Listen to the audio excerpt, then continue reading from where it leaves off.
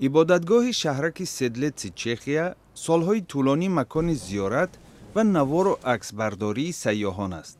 вале сар аз 1 январи соли 2020 гирифтани селфи дар каламанораҳои иборат аз устухону косахонаи сари фавтидагон манъ мешавад.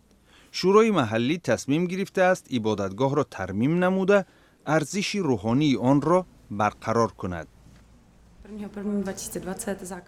аз 1 январи соли 2020 мо аксбардорӣ дар макони ҷамъи устухонҳо ва ибодатгоҳи канори онро манъ мекунем.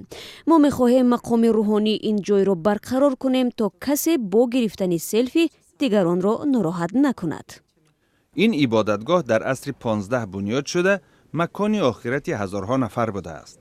устухон ва косахонаҳои сар ҳам тӯли садсолаҳо ҷамъ шудаанд, ки аксаран аз қурбонии бемориҳои сироятӣ ва ҷангҳо мебошанд. дар ҷараёни таъмири ибодатгоҳ ҳафриётшиносон боз як даромадгоҳи пинҳониро ташхис намуданд, ки дар дохили он камаш 2 қабри дастаҷамъӣ ҷой дода шудааст.